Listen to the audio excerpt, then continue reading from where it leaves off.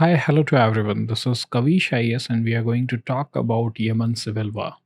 But first of all, let me tell you one thing कि पूरा दुनिया जो है ना वो एक दूसरे से लड़ रहा है ना, उसमें हमें कोई प्रॉब्लम नहीं होनी चाहिए। उनकी डिफरेंसेस हैं और लड़ाई बनती है, चाहे वो रशिया यूक्रेन का युद्ध हो, चाहे इसराइल और हमास का युद्ध हो, चाहे यमन में जो गृह युद्ध चल रहा है। इनके डिफरेंसेस हैं, युद्ध होने चाहिए या नहीं होने चाहिए, this is not our concern. हमारा कंसर्न ये है कि इन युद्ध के वजह से कुछ प्रॉब्लम हमें भी होती है, because we are also connected and this is the main concern. Globalization की वजह से पूरा दुनिया जो है वो एक दूसरे से कनेक्टेड है। इकोनॉमिक हार्डशिप जो है वो एक आउटकम है ये सारे वार का। चाहे मैं रशिया यूक्रेन की वार के बारे में बात करूं तो उसके वजह से आपको पता है कि फर्टिलाइज़र के प्राइसेस हाई हुए हैं, वीट के प्राइसेस हाई हुए हैं, उसके साथ साथ जो क्रूड ऑयल के प्राइसेस में वॉलेटिलिटी आई है।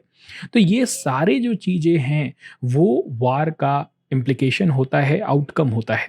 हम लोग यमन सिविल वार को भी समझेंगे। अभी तक तो इसका इम्प्लीकेशन उतना बड़ा नहीं था, क्योंकि यमन जो है वो एक तरह का बहुत ही बड़ा ऑयल एक्सपोर्टर है नहीं। जितना बड़ा सऊदी अरेबिया है, ईरान है, इराक है, यमन के पास है तेल। ऐसा नहीं है कि यमन के पास तेल नहीं है, पर डोमेस्टिक मार्केट के लिए और एक्सपोर्ट के लिए भी है, बट उतना लार्ज क्वांटिटी में नहीं ये एक्सपोर्ट करता है, या अवेलेबिलिटी ऑफ ऑयल नहीं है जितना सऊदी अरेबिया और बाकी सारे कंट्रीज़ जो पर्शियन गल्फ कंट्रीज़ हैं उनके पास है। बट यमन के पास कुछ और है।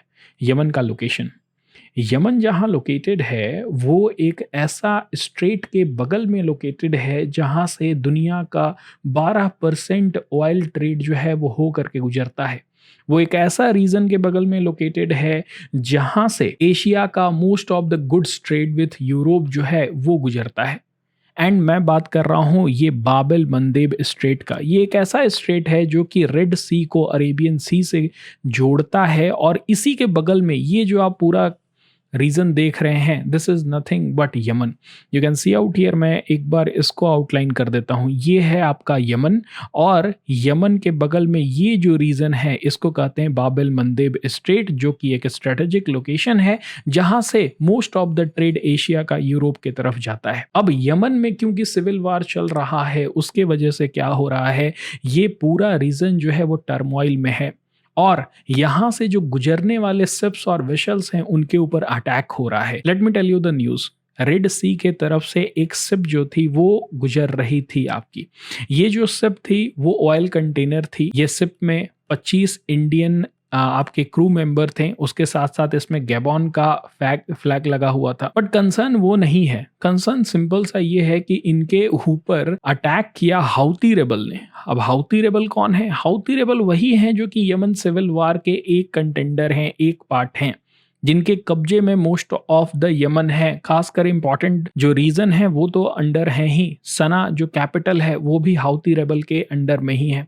तो हाउती रेबल इस जाते हुए शिप के ऊपर अटैक करते हैं, और वो भी ड्रोन से अटैक करते हैं। और उसके साथ साथ नवंबर में इन्होंने क्या किया था, एक पूरे वेसल को ही उन्होंने बंदी बना लिया था। हेलीकॉप्टर से गए थे और उसे बंदी बना लिया था। उससे ये बात समझ सकते हैं कि यहाँ से आने जाने वाले जितने सारे भी आपके शिप हैं, वेशल्स हैं, वो खतरे में हैं, क्योंकि हाउती रेबल क्या कर रहे हैं, उनके ऊपर अटैक कर रहे हैं। इसका इकोनॉमिक इम्प्लीकेशन क्या होगा? क्रूड ऑयल के प्राइसेस हो सकते हैं कि बढ़ जाएं।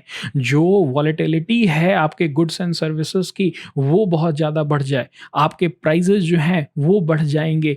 इन्फ्लेशन जो है वो और ज़्यादा बढ़ सकता है अगर इस रीजन में स्टेबिलिटी नहीं आएगी। और इसी को सुनिश्चित करने के लिए अभी रिसेंट न्यूज़ ये आ रहा है कि यूएसए ने अपनी नेवी जो है वो उतार दी है। थोड़े से अच्छी तरह से समझने के लिए एक दूसरा मैप का यूज़ करते हैं। आप यहाँ पर देख सकते हैं, मैं जिबूती को बताना चाह रहा था। Wait a minute, you can see out here, ये जो रीजन है ना, इस कंट्री का नाम है जिबूती। तो अगर एक तरफ यमन है तो दूसरी तरफ जिबूती है, और ये है आपका बाबेल मंडेब स्ट्रेट। ओके, अब आपको ये बात समझनी पड़ेगी कि जिबूती एक ऐसा कंट्री है जिसमें कि मोस्ट ऑफ द जो पावरफुल नेशन है ना, उनका आप बेस यहाँ देख सकते हैं। चाहे चाइना का बात करें, चाहे यूएसए की बात करें, चाहे फ्रांस की बात करें, सब ने अपना अपना क्या किया है, यहाँ पर बेस बना करके रखा हुआ है ताकि स्टेबिलिटी बनी रहे। बिकॉज सोमालियन पायरेट का भी यहाँ पर बहुत बड़ा दबदबा रहता था, और अभी यमन के हाउती रेबल का जो दबदबा है वो यहाँ पर दिखाई पड़ रहा है। ये एक की मैरीटाइम रूट है, और बाबिल मंडेब से जो ग्लोबल ट्रेड है और एनर्जी सप्लाई है वो इसी रीजन से जाती है। थोड़ा सा आपको नंबर्स याद रखने होंगे, वही जो 12% मैं बोल रहा हूँ उसे याद रखिए, या फिर आप इंडिया के पर्सपेक्टिव से भी समझिए ना कि इंडिया जो अपने सामान को यूरोप भेजना चाहता है वो इसी रास्ते थ्रू गल्फ ऑफ एडन आता है। अरेबियन सी से गल्फ ऑफ एडन कनेक्टेड है, और बाबिल मंडेब से होते हुए वो रेड सी चला जाएगा, रेड सी से वो स्विच कैनाल चला जाएगा, और मेडिटेरेनियन सी अगर पहुंच गया तो उसका पूरा यूरोप तक वो जा सकता है। अगर उससे उधर जाना है तो ये जिब्राल्टर स्ट्रेट है जो कि स्पेन और मोरक्को को बांटता है, और वहां से फिर वो अटलांटिक ओशन चला जाएगा और फिर यूएसए जा सकता है। तो इस तरह का जो रूट है वो बहुत इंपॉर्टेंट है आपका ट्रेड पर्सपेक्टिव से, और इसी के ऊपर खतरा आया है और ये पूरे वर्ल्ड के लिए कंसर्न हो सकता है। पर ये जो हाउती रेबल है वो इतने बड़े क्यों हैं, और ये पूरा प्रॉब्लम क्या है, थोड़ा सा इसको समझने के लिए आप ये जो मैप है, या फिर पहला मैप को थोड़ा समझ लेते हैं, तो यहाँ से समझ में आ जाएगा कि यमन का सिविल वार किस तरह से हो रहा है। देखिए, जो भी ब्लू कलर के रीजन है ना, वहाँ पर अभी हाउती रेबल का कब्जा है, और जो भी रेड कलर के रीजन है ना, वहाँ पर कॉन्फ्लिक्ट चल रहा है। किसके किसके बीच में? हादी गवर्नमेंट। देखिए, हादी गवर्नमेंट जो है ना वो ऐसी गवर्नमेंट है जिसको रिकॉग्नाइज किया जाता है सऊदी अरेबिया द्वारा, जो कि ऊपर में ये पूरा रीजन जो है ऊपर वाला वो सऊदी का है। Saudi Arabia, United Arab emirate और उसके साथ साथ यूएसए, ये सब हादी गवर्नमेंट को सपोर्ट करती हैं, जिनको हटा करके हाउती रेबल इस पूरे रीजन में क्या कर रही है, अपना दबदबा बनाए हुई है। देखिए, यूएई भी लड़ रही है इस पूरे रीजन में, और यूएई का भी दबदबा यहाँ पर है। और ये जो आप खाली रीजन देख रहे हैं ना, यहाँ पर अल कायदा जो टेररिस्ट ऑर्गेनाइजेशन है उनका दबदबा है, इसीलिए यूएसए भी यहाँ पर प्रेजेंट है। यूएसए तो प्रेजेंट है ही हादी गवर्नमेंट को सपोर्ट करने के लिए, हाउती रेबल को रोकने के लिए। बट इस रीजन में देखिए कितने मल्टीपल प्लेयर्स हैं जो कि फाइट कर रहे हैं इस कंट्री के लिए, और इस कंट्री की जो स्थिति है, ह्यूमैनिटेरियन क्राइसिस है, वो बहुत ज़्यादा है। मैं पढ़ रहा था 10,000 से भी ज़्यादा लोग अभी तक मारे जा चुके हैं, और यमन से सब लोग भाग रहे हैं। तो ये रीज़न अभी बहुत ही बड़ा टर्मोइल में है। आप ये भी पूछ सकते हैं कि हाउती रेबल इतना बड़ा कैसे है, जो इतने सारे कंट्री लड़ रहे हैं फिर भी वो अपने आप को बचाए हुए है, और कैपिटल जो सना है उसके ऊपर उसका दबदबा है, उसके ऊपर इसका कंट्रोल है। इसका रीज़न आता है यहाँ पर, आप इस मैप से समझिए। देखिए, बहुत सारे ऐसे रीज़न है ना जिनको ईरान सपोर्ट करता है, और उसके अगेंस्ट में सऊदी अरेबिया और उसका जो ग्रुप है वो रहता है। You can see out here, Iran support करता है ये रीजन को, जो उसको कंट्रोल करता है हाउती रेबल। ईरान सपोर्ट करता है आपका सीरिया का एक पार्ट को, हिजबुल्लाह को, एज वेल एज हमास को। तो ईरान का इतना बड़ा दबदबा है ये सारे रीजन में। वेयर एज अदर रीजन जो है, चाहे सऊदी अरेबिया है, या फिर यमन का जो हादी गवर्नमेंट वाला रीजन है, चाहे यूएई है, ये सबको आपको सपोर्ट करते हैं यूएसए लेड गवर्नमेंट या फिर सऊदी अरेबिया। तो आप यहीं पर एक बाईपोलर वर्ल्ड देख सकते हैं। इजराइल पैलेस्टीन का युद्ध में भी जो हाउती रेबल हैं वो हमास को सपोर्ट कर रहे हैं, या फिर हिजबुल्लाह को सपोर्ट कर रहे हैं अगेंस्ट द इजराइल। तो यहाँ पर जो अभी कॉन्फ्लिक्ट देखने को मिल रहा है ना, जैसे कि जो भी वेशल जा रहे हैं यहाँ से, और उनका अगर रिलेशन कहीं ना कहीं इजराइल के साथ है, तो हाउती रेबल क्या कर रहे हैं, उनके ऊपर अटैक कर रहे हैं। तो यहाँ पर इजराइल पैलेस्टीन कॉन्फ्लिक्ट का भी कनेक्शन है, और हाउती रेबल ने पहले भी मिसाइल भी लॉन्च की है। यहाँ से आप ये देख रहे हैं, गल्फ ऑफ अकाबा है यहाँ पर, यहाँ से अटैक किए थे वो इजराइल के ऊपर। तो they are also attacking the Israel authority, as well as they are attacking the vessel that is crossing through Bab el Mandeb strait. So the problem is heightened. पहले जैसा प्रॉब्लम नहीं रहा, प्रॉब्लम में मल्टीपल प्लेयर्स आएंगे तो वार जो है वो और ज्यादा खींचेगा। बहुत सारे कंट्री यहाँ पर नॉर्मल भी दिखाई दे रहे हैं, जैसे ओमान हो गया, कुवैत हो गया, पाकिस्तान, अफगानिस्तान, ये सब न्यूट्रल है, बट कहीं ना कहीं ये लोग भी इंक्लाइंड रहते ही हैं ना। अगर यमन का प्रॉब्लम समझना है तो थोड़ा टाइमलाइन टाइमलाइन समझने की ज़रूरत है। 1990s में हाउती रिलीजियस मूवमेंट स्टार्ट होता है, सिंपल भाषा में जो शिया वर्सेस सुन्नी है वो स्टार्ट होता है। 2004 तक हाउती क्या करते हैं, एक बड़ा अपराइजिंग वहाँ के जो प्रेसिडेंट उस समय थे अली अब्दुल्ला सलेह, उनके खिलाफ स्टार्ट कर देते हैं। 2012 तक आते आते अरब स्प्रिंग स्टार्ट हो जाता है। अरब स्प्रिंग में बहुत सारे जो मुस्लिम लीडर हैं उनकी गद्दी चली जाती है और उसमें आपका सलेह भी थे। सलेह स्टेप डाउन करते हैं और अपना जो डेप्यूटी होते हैं उस समय मंसूर हादी,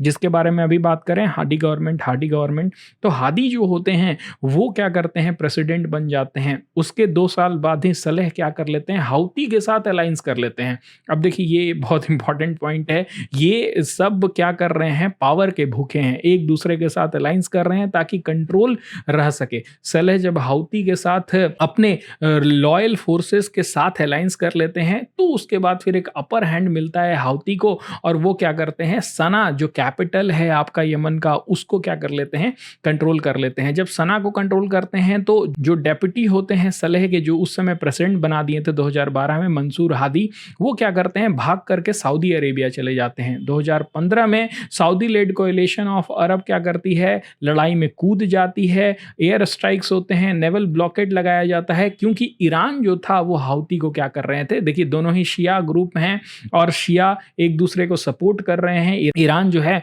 वो सपोर्ट करता है हाउती को। 2017 में सारा मामला बिगड़ जाता है जब हाउती क्या करते हैं, सलेह जिनके साथ अलायंस करके सना के ऊपर कब्जा किए थे, उनको हाउती क्या करते हैं, जान से मार देते हैं। अब ऐसे सिचुएशन में गृह युद्ध जो है वो अपनी चरम सीमा पर हो जाता है। 10,000 सिविलियन से ज़्यादा अभी तक मारे जा चुके हैं, 3 मिलियन से ऊपर क्या हो गए हैं, डिस्प्लेस्ड हो गए हैं। तो आप समझ सकते हैं कि किस तरह का ह्यूमैनिटेरियन क्राइसिस चल रहा है पूरे यमन में, और उसके पीछे ये जो पॉलिटिकल क्राइसिस है या फिर जो रिलीजियस क्राइसिस है, धर्म भी उसके पीछे है और इंसान भी उसके पीछे है। सब मिल करके ये यमन का जो प्रॉब्लम है उसका एक कारण है। इंडिया का भी पर्सपेक्टिव देख सकते हैं, you can see out here. इसका जो इम्प्लीकेशन है वो इंडिया के एनर्जी सिक्योरिटी पर भी है।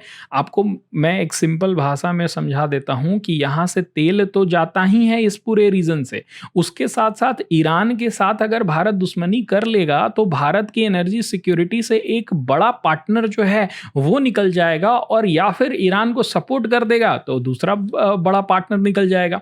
तो आप समझ सकते हैं कि भारत को हमेशा एक टाइट रोप पर चलना ही पड़ता है, चाहे वो रशिया यूक्रेन का युद्ध हो, चाहे इजराइल पैलेस्टीन का युद्ध हो, चाहे यहाँ पर ईरान वर्सेस जो सऊदी अरेबिया हो रहा है यमन की लड़ाई में, उसमें आप देख सकते हैं, क्योंकि दोनों ही इंडिया के जो हैं वो दोस्त हैं और दोनों से ही भारत क्या करता है, तेल खरीदता है। अपार्ट फ्रॉम दैट भारत को डिप्लोमेटिक बैलेंसिंग एक्ट करना होगा। India maintains diplomatic tie with various Middle Eastern country, बहुत सारे कंट्री के साथ भारत का टाई है। यमन कॉन्फ्लिक्ट में सऊदी अरेबिया, यूएई, ईरान, ये तीनों के साथ मैंने अभी जो बात किया वही लिखा हुआ है कि भारत को थोड़ा बैलेंस करके चलना होगा इस पूरे रीजन में, क्योंकि सारे भारत के ही दोस्त हैं। बट ये पॉइंट जो है वो बहुत इंपॉर्टेंट है कि यमन का क्राइसिस जो है वो कॉम्प्लेक्सिटी और ला रहा है इंडिया के डिप्लोमेटिक एंगेजमेंट में। इस रीजन में भारत को अगर एक पक्ष चुनना पड़ जाएगा तो भारत के लिए प्रॉब्लम हो जाएगा, बिकॉज भारत का जो हित है वो सारे कंट्री के साथ अलाइंड है। भारत कोई एक कंट्री को नहीं चूज कर सकता है और भारत को यहाँ पर अपने डिप्लोमेटिक स्किल्स दिखाने पड़ेंगे। जिस तरह से भारत ने रशिया और यूएसए दोनों को मेंटेन किया है, उसी तरह से भारत को सऊदी अरेबिया और ईरान दोनों को मेंटेन करके चलना पड़ेगा। तो this was the entire video. I hope आपको यमन क्राइसिस समझ में आया होगा, क्यों बाब एल मंडेब स्ट्रेट इंपॉर्टेंट है। ये सारे जो कुछ पॉइंट है वहां से डायरेक्ट यूपीएससी मेंस और प्रीलिम्स में क्वेश्चन पूछ सकता है। आप एक डायरेक्ट भी क्वेश्चन समझ सकते हैं कि throw some light on the Yemen crisis, how it would impact relation of India with Iran and Saudi Arabia. So इस तरह के क्वेश्चन हमें देखने को मिल सकते हैं यूपीएससी मेंस में भी। That's it for this video. Thank you.